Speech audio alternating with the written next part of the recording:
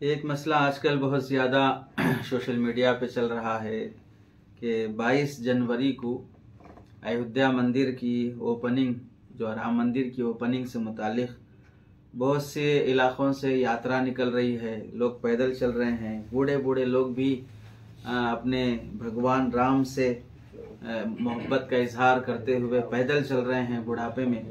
इस मौके पर कुछ बातें हम मुसलमानों को समझना चाहिए।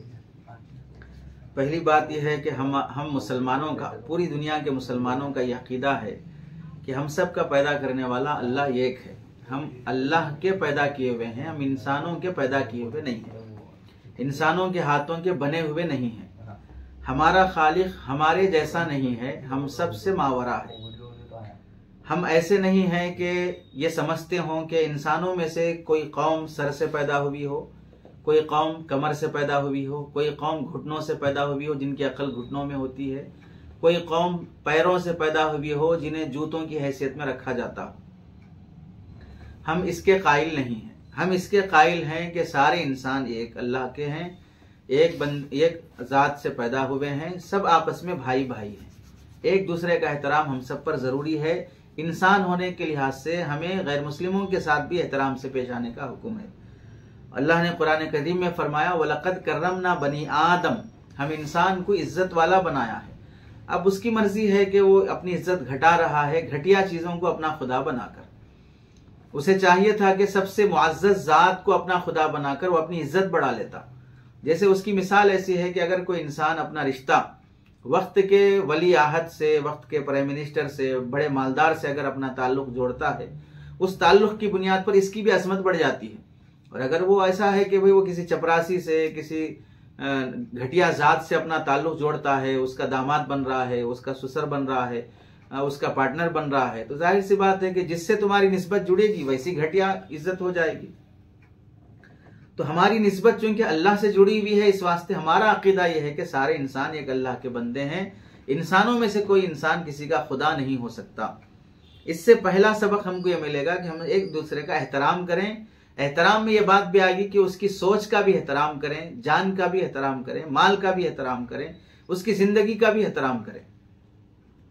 दूसरी बात हमें यह समझना है कि 22 जनवरी में राम मंदिर के इफ्तिताह से मुताल्लिक कि राम मंदिर का इफ्तिताह और वहां पर राम मंदिर बनने का फैसला, हम सब ये मानते हैं कि यह जालिमाना फैसला है, चाहे वो फैसला किसी ने भी किया हो।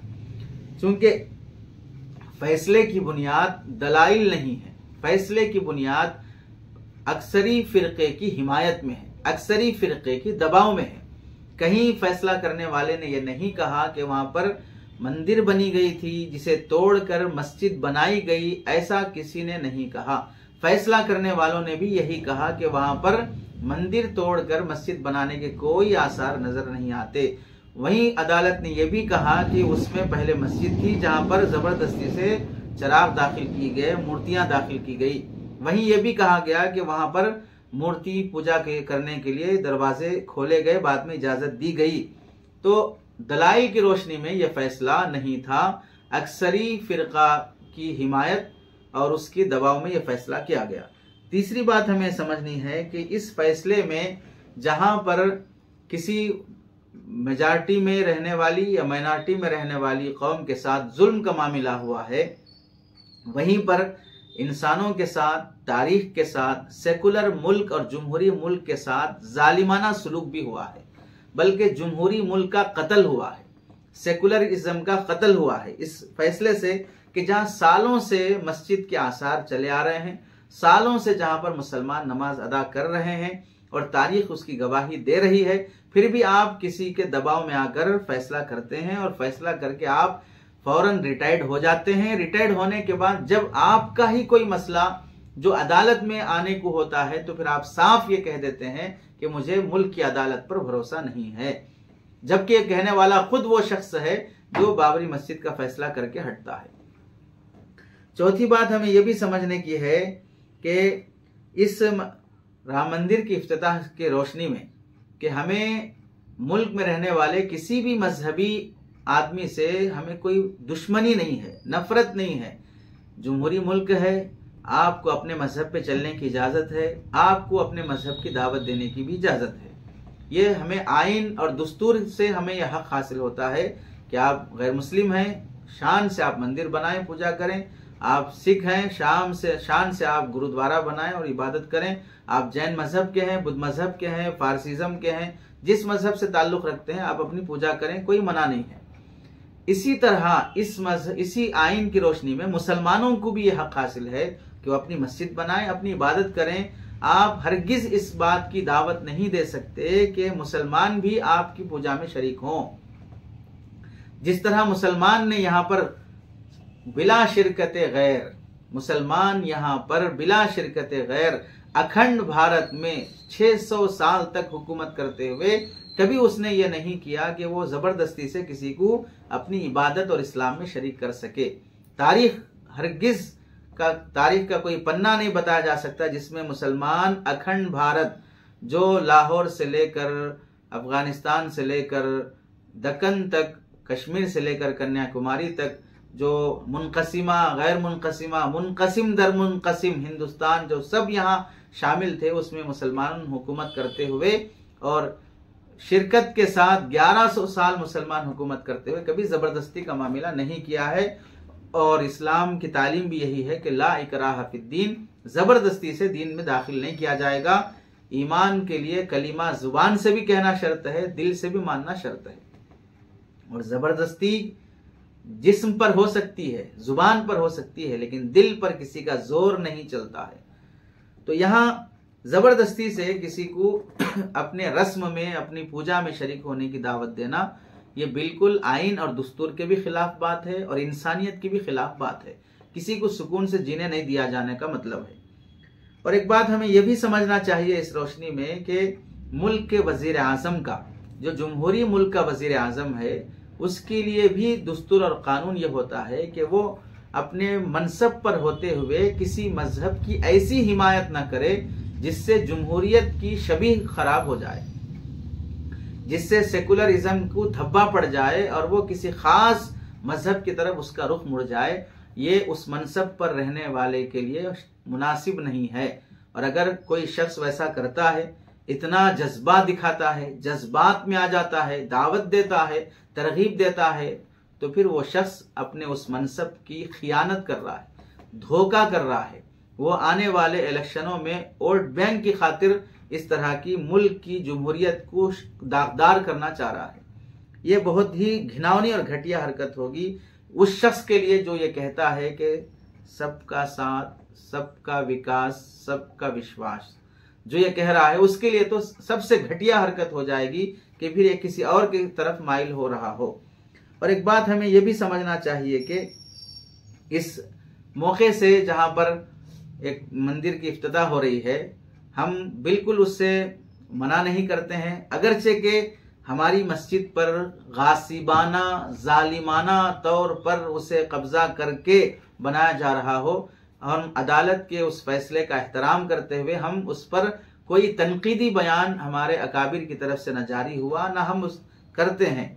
लेकिन हमारे बिरादरान वतन में से जो वो लोग ना अपने मजहब को पूरा पढ़े हैं, ना वो इंसानियत के कायल हैं, ना वो अपने बाप दादा की हलाल औलाद हो सकते हैं, इस तशद्दुद और नफरत पर उतर आए हैं कि वो ऐसी दावत देने लगे हैं कि जिसमें मुल्क का हर बाशिंदा अपने घर में दीप जलाए और JSR के नारे लगाए और फिर वो भी शरीक हो और हमारी मंदिर के इफ्तिताह में वो भी अमली तौर पर हमारे लिए दान दे, चंदा दे और वो भी खुशी मनाए। और अगर वो ऐसा नहीं करता है तो फिर उसे यहाँ रहने की इजाजत नहीं है। इस देश में रहते हुए उसे, अगर ये नहीं कर रहा हो, नारा नहीं लगा रहा, तो उसे यहाँ से चले जाना चाहिए। तो ऐसी बात करने वालों के सिलसिले में हम ये कहना चाहते हैं, इस मुल्क का मुसलमान दो बातों में बहुत अच्छा फर्क करना जानता है कि एक है महबूब, दूसरा है माबूद। हर महबूब माबूद नहीं होता। हम जिससे मोहब्बत करें उसकी पूजा करना जरूरी नहीं होता है। हम अपनी माँ से मोहब्बत करते हैं लेकिन माँ की पूजा नहीं करते। सबसे बड़ी जात हम अल्लाह के रसूल सल्लल्लाहु अलैहि वसल्लम की सारी दुनिया से, अपने वालिदैन से, अपनी औलाद से और खुद अपनी जात से भी ज्यादा मोहब्बत करते हैं। तभी तो मुसलमानों के जज्बात को भड़काने के लिए माँ बहन की गाली पर भी वो इतना नहीं भड़कता जितना रसूल पाक सल्लल्लाहु अलैहि वसल्लम की गुस्ताखी पर भड़कता है, जोश में आता है, चूंकि उसका ईमानी जज्बा हुजूर पाक सल्लल्लाहु अलैहि वसल्लम की ज़ात अक़दस से इस कदर जुड़ा हुआ है कि उनकी ज़ात पर एक मक्खी बैठना भी मुसलमान गवारा नहीं करता। इस कदर ताल्लुक़ के बावजूद भी मुसलमान हुजूर पाक सल्लल्लाहु अलैहि वसल्लम की इबादत नहीं करता है, मोहब्बत और इश्क करता है, जिसके लिए जान देने तैयार है, लेकिन उसकी पूजा नहीं करता। बिल्कुल इसी तरह जैसे इंसान अपनी बीवी से मोहब्बत करता है लेकिन बीवी की पूजा नहीं करता, बीवी को सामने खड़े होकर हाथ नहीं जोड़ता और बीवी के सामने इस तरह चराग फिरा कर वो उसके लिए कुमकुम नहीं चढ़ाता, उसके लुआब को और उसके थूक को आशीर्वाद समझकर नहीं खाता। बिल्कुल यही मामला है कि हम इस देश से मोहब्बत करते हैं लेकिन इसकी इबादत नहीं करते हैं। तो फिर इसकी इबादत करने तक की बात करना और फिर JSR के नारे लगाने की दावत देना, इसमें हमें एक बात ये भी समझ में आ जाती है कि मुसलमानों पर जो इल्जाम लगाया जाता है कि इस मुसलमानों के अंदर तशद्दुद है, सख्ती है, तो फिर आप बताएं सख्ती किस मजहब में है? कौन दावत दे रहा है अपने नारे की? कौन दावत दे रहा है अपनी पूजा की? कौन दावत दे रहा है अपने मंदिर के इफ्तिताह में शरीक होने की? कौन दावत दे रहा है दीप जलाने की? कौन दावत दे रहा है नारे लगाने की? मुसलमान ने कभी कहा आपसे कि आप अपनी मंदिरों में अज़ान दें? मुसलमानों ने कभी कहा कि आप अपनी मंदिरों से भजन बजाने के बजाय कुरान पाक की आयतें चलाएं? मुसलमान ने कभी कहा आपसे कि आप हमारी तरह लिबास पहन के हमारी मस्जिदों में आएं? मुसलमान ने कभी कहा कि आप अपनी मंदिरों में अपना भजन पढ़ने के बजाय कुरान पाक पढ़ें? हम कभी नहीं कहते। तो फिर जो हमें इस बात की दावत दे रहे हैं, इससे समझ में आ जाता है कि तशद्दुद किसके अंदर है और फिरका परस्ती किसके अंदर है और जालिमाना सलूक किसके अंदर है। और एक बात हमें इसके साथ ये भी समझना चाहिए कि ऐसे मौके पर इस्लाम इस बात की भी दावत देता है कि हम शख्सियतों का एहतराम करें। जैसे राम हैं, शिव हैं, कोई और कृष्ण जी हैं, इन सब का हम एहतराम करते हैं, लेकिन इसका मतलब ये नहीं कि हम उनको खुदा माने।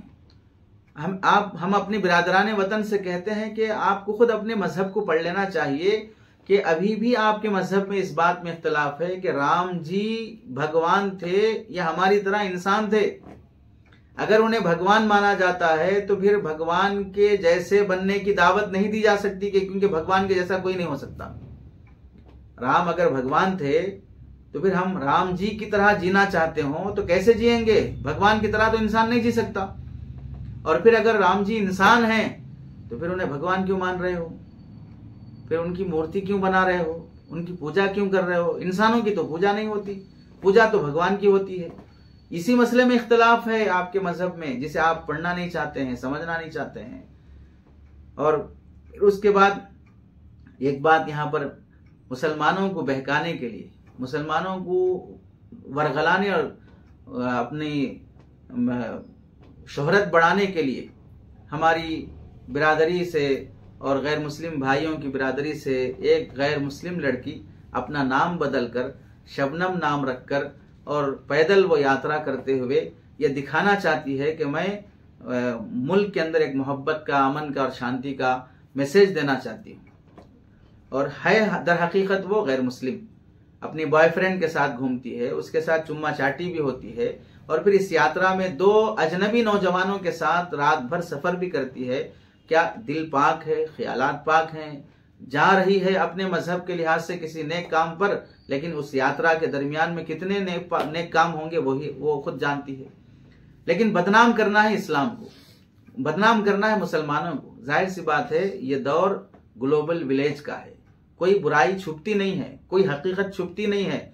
कोई भी कितना भी अपनी शबीह को छुपाना चाहे, अपनी जात को छुपाना चाहे, वो खुलकर आ जाती है।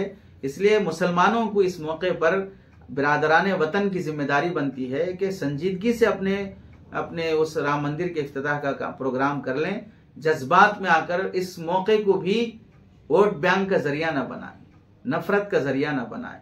और हम अपने मुसलमान भाइयों से भी इस बात की तवक्को रखते हैं कि अल्लाह ताला को सबसे ज्यादा नापसंदीदा चीज वो शिर्क है। शिर्क अल्लाह के नजदीक हराम है। तभी अल्लाह ताला ने जनाजे की नमाज में से सजदा हटा दिया कि सजदा अगर जनाजा सामने रखा है सजदा करोगे तो सजदा मय्यत को सजदा करना लाजिम ना है। इस वास्ते नमाज है वो, लेकिन सजदे के बगैर है। नमाज है लेकिन रुकू के बगैर है।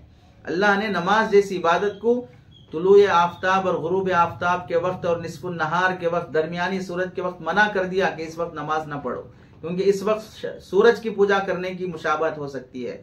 कब्र के सामने खड़े होकर हाथ ना उठा के मांगो, इस हो सकता है कि कब्र से पूजा की जा रही हो, उससे दुआ मांगी जा रही हो। चराग सामने जल रहा हो तो फिर सामने नमाज ना पढ़ो, हो सकता है कि आग की पूजा की जा रही हो और आग की खातिर नमाज पढ़ी जा रही हो। शिर्क की कबाहत की वजह से अल्लाह ने बहुत सी इबादत में भी तखफीफ बल्कि इबादत को मना कर दिया है। तो फिर इस जैसे शिरकिया अमल में किसी मुसलमान की हरगिज शिरकत की या मुबारकबादी की तवक्को की जाना ये बहुत ही घटिया हरकत होगी, इससे हमें बचना चाहिए। अल्लाह हमें समझ, इंसानियत और अमल की तौफीक नसीब फरमाए।